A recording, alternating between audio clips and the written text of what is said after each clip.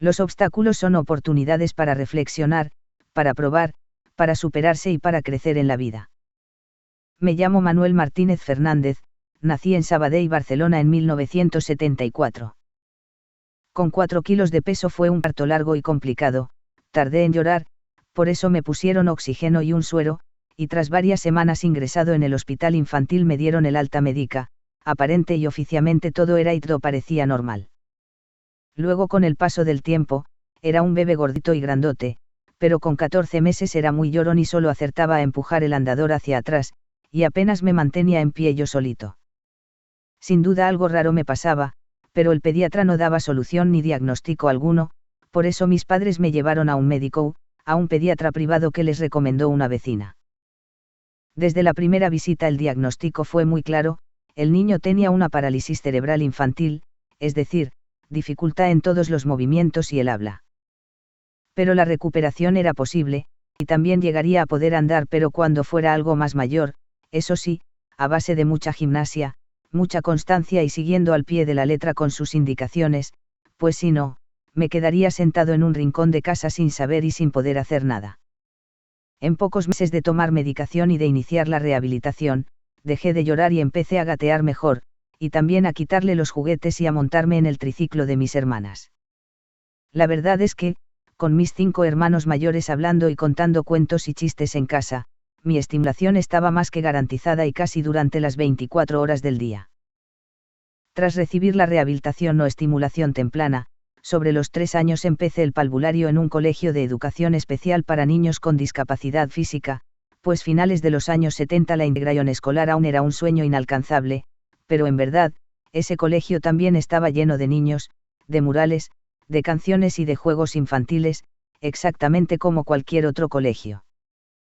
Los primeros días lloraba mucho pues extrañaba a mis hermanas, y casi me echan del colegio, pero la profesora pronto vio que en verdad era un niño muy listo y que lo aprendía todo muy rápido, los colores, los números, los juegos, las canciones, las normas, a ir al lavabo solito, a ponerme en pie, a ponerme y quitarme la bata, a construir frases, a saber guardar los juguetes, a defenderme de otros niños.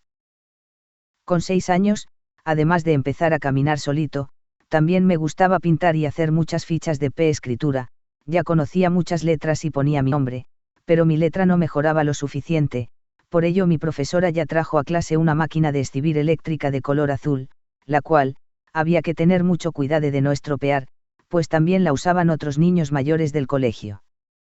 Con 7 años ya me gustaba mucho escribir a máquina, y hacer copias y dictados, y luego también redacciones y comentarios de texto donde daba rienda suelta a mi imaginación y a mi capacidad reflexiva sobre diferentes temas, usando unas expresiones que sorprendía a todos pues eran impropias de un niño todavía muy pequeño.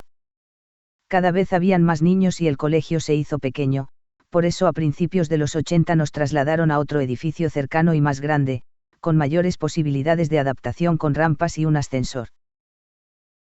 La integración escolar se hizo oficial en España casi a mediados de los 80, tras la democracia y la llegada del gobierno de Felipe González. Para mí era una palabra casi mágica que aprendí con 9 años, significaba que los niños con dificultades físicas ya podíamos ir a colegios normales, como mis hermanas y mis vecinos. Yo y mi amigo Tony ya conocíamos a nuestros nuevos profesores y sabíamos que nuestra clase estaría siempre en la planta baja, para evitar subir escaleras, pero a la hora de la verdad, la administración no vio apropiado pagar un profesor de apoyo para atender exclusivamente a 2 niños integrados en el aula, y por eso hubo que esperar unos añitos más en el colegio especial. No obstante, solíamos tener contacto y hacer excursiones e irnos de colonias junto a otro colegio normal. La catequesis, con 10 años fue mi primera experiencia real de integración con otros niños de mi calle y de mi barrio, y la prueba de que a pesar de mis dificultades para andar, hablar y escribir, yo también podía seguir el ritmo y aprender igual o incluso más rápido que ellos. En 7º y 8º curso, junto a mi amigo Tony, ya pude ir a un colegio normal cerca de casa y por las tardes, fue una experiencia muy positiva y seguramente eso tuvo mucho peso para avalar nuestra posterior y plena integración en el instituto. El hecho de llegar al instituto, y a pesar de las típicas inseguridades de la adolescencia, lo cierto es que fue como una inyección de optimismo, pues casi de forma instantánea dejé de ser un niño de educación especial, y me convertí en un estudiante más, capaz de estudiar, de aprobar y de decidir como el resto de mis nuevos compañeros de clase, y sin estar sometido a valoraciones de personas que ni me conocían.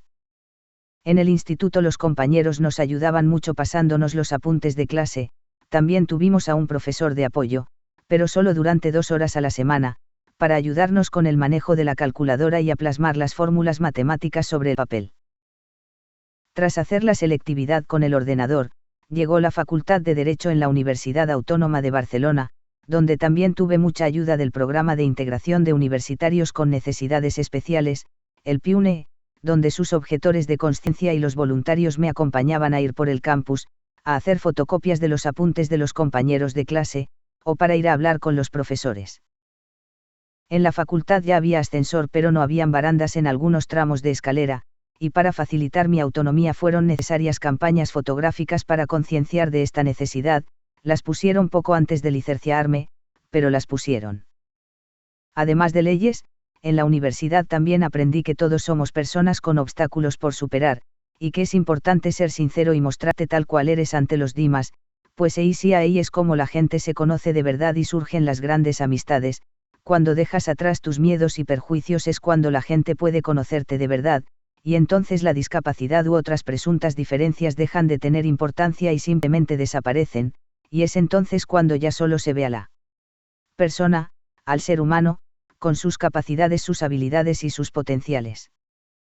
También aprendí que las buenas amistades no terminan con los estudios, sino que, siguen estando presentes y acompañándonos el resto de la vida, aunque ya no les veas cada día. Sobre la amistad una vez leí o escuché esta frase: los grandes amigos son como ángeles que nos prestan sus alas para que también aprendamos a volar. La silla de ruedas, no es mala ni se come a nadie, y a mis 32 años descubrí que es un vehículo más, el cual, proporciona confort, autonomía, independencia, seguridad y libertad a su ocupante, es exactamente igual a ir en coche, en moto o en patinete eléctrico. También es como tener un 4x4, para ir por el parque o el bosque, es un andador improvisado para caminar a tramos, o incluso es hasta una pieza clave para poder bailar country, igual que los que bailan a pie. Y como siempre, en la vida solo hay que ser constante para lograr el propio objetivo marcado. Desde mi experiencia personal, a pesar de tener dificultades de movimiento para andar, hablar y escribir, creo que la integración social es un derecho, pero no depende tanto de los demás, sino que en verdad, todo depende de uno mismo, de la actitud y de la constancia para afrontar y superar los obstáculos de la vida. Hay que dar ejemplo, hay que dar siempre el primer paso, hay que salir a la calle y hacernos visibles, hay que conocer y también darnos a conocer a los demás, y si es necesario, también hay que reclamar alto y claro cuando se vulneren nuestros derechos. He podido comprobar que la integración social es mucho más que ir a colegios normales, y que cuando la gente te ve y te conoce de verdad, se terminan los miedos, la ignorancia y las diferencias, y el resto ya viene solo, la discapacidad o las diferencias desaparecen de forma natural, y entonces ya te ven una persona más, con sus capacidades y sus potenciales como todos. En realidad todo es mucho más sencillo de lo que a veces nos imaginamos. Pero lo importante es comportarse y ser siempre uno mismo, sin miedos ni vergüenzas a nada y fluir, es decir, recuperar la libertad, la espontaneidad y la frescura innata del niño dormido que todos llevamos dentro, pero eso sí, con la sabiduría y la experiencia del ser adulto que ya somos. Creo que realmente en la vida no hay límites insuperables, solo hay oportunidades para reflexionar, probar, superarse, aprender y crecer. Pues siempre habrá una forma alternativa para conseguir nuestro propósito de desarrollo, solo hay que observar y estar preparado para fluir, hay que probarlo todo sin miedos, sin lamentos ni perjuicios a nada, y explorar todas las nuevas posibilidades que se nos presenten en el día a día para seguir avanzando, nosotros mismos junto al resto de la sociedad.